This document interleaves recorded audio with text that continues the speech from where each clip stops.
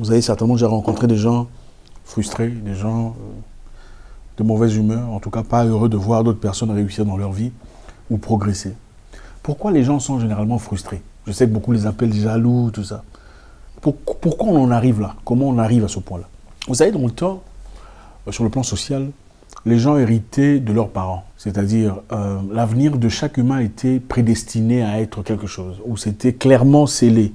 L'enfant d'un cordonnier était probablement forcé, si pas obligé de devenir cordonnier. L'enfant d'un fermier devenait, en tout cas naturellement, fermier. L'enfant d'un bijoutier devenait bijoutier. Il y a des endroits en Afrique aujourd'hui où ces choses sont évidentes. Okay?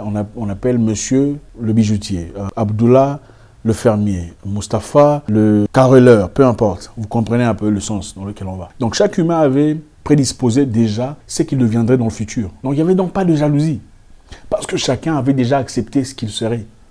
Chacun comprenait déjà quelque part quelle était sa destinée, dans quelle direction il partirait. Dans beaucoup de sociétés aujourd'hui, d'ailleurs, on a gardé cette façon d'opérer, controversée, quelquefois bien, quelquefois mal, mais c'est un peu ça. Donc les gens savaient la direction dans laquelle ils partaient déjà, avant même quoi que ce soit n'arrive. Aujourd'hui, les choses ont beaucoup changé. Nous sommes confrontés à beaucoup de comparaisons dès le bas âge. Vous allez à l'école déjà, très jeune, vous réalisez qu'il y a des élèves qui sont spéciaux, ou des élèves qu'on glorifie publiquement parce qu'ils sont intelligents, un peu plus intelligents que vous, un peu plus propres, un peu plus articulés. Et à la fin des examens, on vous dit qui est le premier, n'est-ce pas? Le deuxième de la classe, le troisième, et vous êtes peut-être quoi? 30e, 27e, ça dépend. Il y a déjà frustration, pas seulement à l'égard des collègues, mais aussi à l'égard des parents.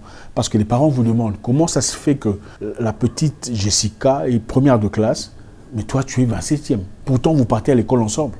N'est-ce pas? Il y a déjà la comparaison, ce sentiment de comparaison qui naît très tôt, très jeune. Déjà à l'école, vous savez, à l'école secondaire, vous remarquez qu'il y a des enfants ou des élèves préférés des filles, n'est-ce pas?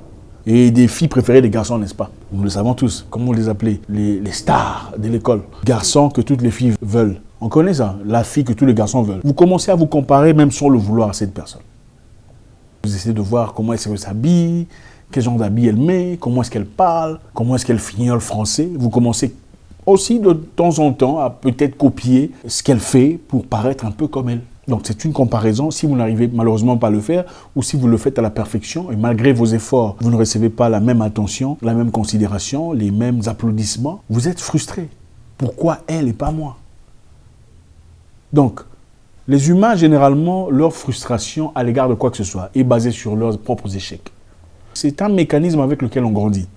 Aujourd'hui, à l'âge adulte, vous travaillez peut-être, vous avez des gens que vous considérez jaloux. Okay? Des gens qui sont clairement jaloux, qui ne sont pas heureux de vous voir progresser, qui ne sont pas contents de vous voir avancer dans la vie. Des gens qui vous vilipendent, qui vous critiquent sans raison évidente. Qu'est-ce qui se passe en réalité? Ce n'est pas toujours parce qu'on ne vous aime pas. Okay? Ce n'est pas toujours parce qu'on veut que vous ne réussissiez pas dans la vie. C'est en réalité les gens en train de se comparer avec eux-mêmes. Okay, leur propre frustration. J'ai été incapable de devenir businessman comme Marina, alors je ne l'aime pas. Parce que d'ailleurs, elle se dépigmente. Moi, je ne le fais pas. J'ai essayé de devenir importeur de manioc comme Mustapha, mais lui, il est parvenu à les faire, alors je ne l'aime plus.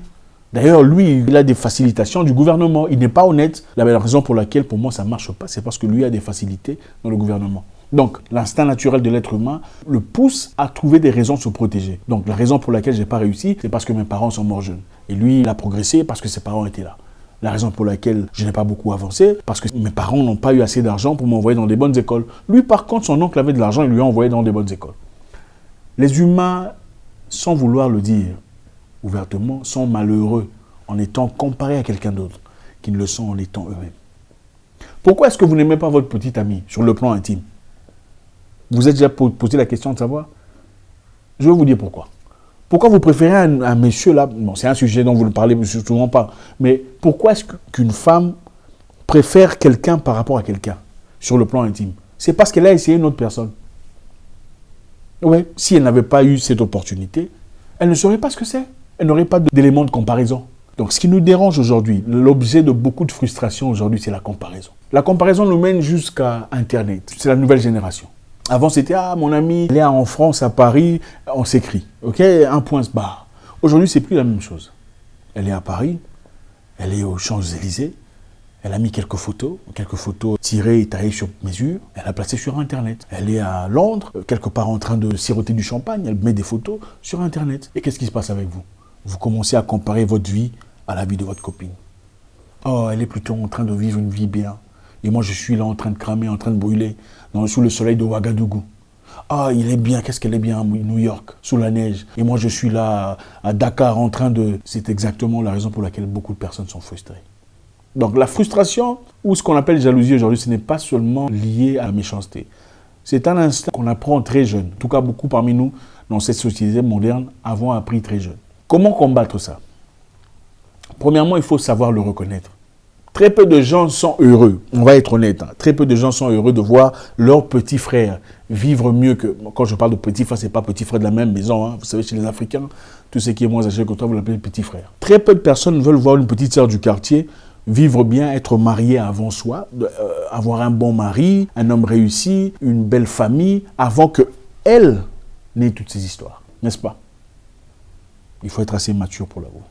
Très peu de personnes veulent voir une personne à qui on a apporté des conseils, du mentorship, progresser, évoluer dans un domaine où on était maître. Très peu de personnes. Donc la première chose, c'est d'abord embrasser ce sentiment qu'on a qui est tout à fait normal. Ce sentiment de, appelons ça jalousie si vous préférez, de voir quelqu'un réussir dans la médecine, réussir ses études de médecine pendant que vous aviez peut-être commencé avant lui ou avant elle. Il faut embrasser ça. Essayez de comprendre d'où ça vient. Quelle est l'origine de ce sentiment? Quelle est l'origine de ce sentiment? Et aller chercher à changer les choses à partir de l'origine. Comprendre aussi une seconde chose, que chacun a sa destinée. Il y a plusieurs raisons pour lesquelles les gens évoluent ou réussissent dans la vie ou dans tel ou tel domaine. Certaines personnes sont destinées à certaines histoires. C'est-à-dire certaines histoires leur conviennent beaucoup mieux, beaucoup plus facilement que ça ne conviendrait à n'importe qui. Donc peu importe ce que vous faites, il vous battra dans cette histoire. Parce que c'est pour ça qu'il est né. Il y a des gens qui sont comme ça. Elles sont naturellement des modélistes, des esthéticiennes, naturellement des entrepreneuses, dans un domaine spécifique. Peu importe ce que tu pourrais faire contre elles, tu n'y arriveras pas. Et puis il y a le second groupe, c'est les gens qui travaillent. C'est acquis à travers un travail régulier et constant, acharné. C'est une possibilité. Donc il y a des gens qui sont naturellement bénis dans certains secteurs et d'autres personnes qui acquièrent cette connaissance à travers un travail précis et acharné. Le problème ici émerge quand les gens ne veulent pas placer le travail nécessaire pour aboutir à leurs objectifs en se comparant à d'autres personnes qui sont déjà à leurs objectifs. Encore une fois, le problème ici émerge quand les gens refusent de travailler. Le problème émerge quand on essaie de se comparer à quelqu'un sans vouloir payer le prix.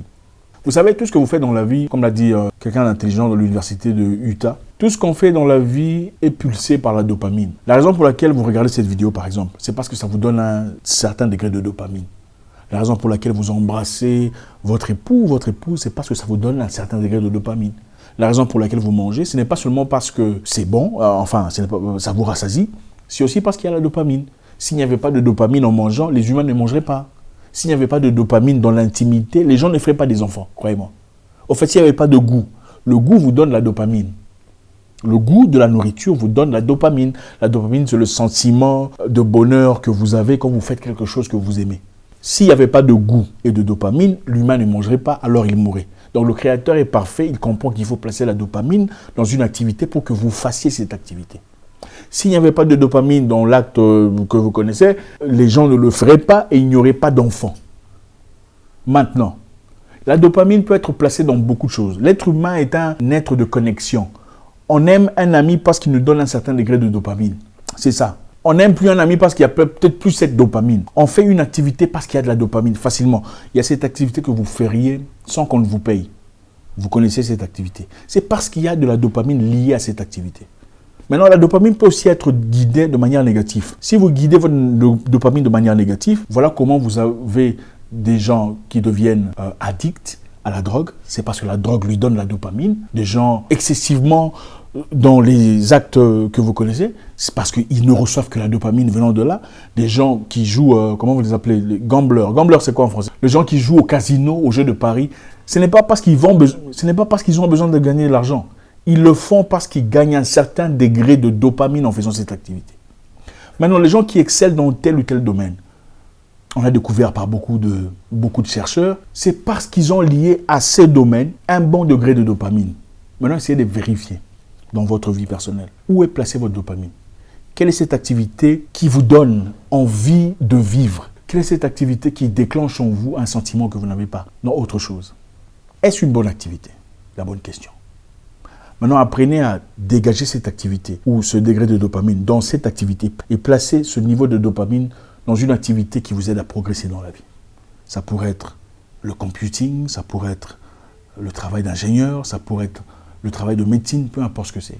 Si vous parvenez, si vous apprenez à identifier où se trouve votre dopamine, le retirer si c'est nécessaire et le placer à l'endroit qu'il faut, vous commencez à percer dans la vie.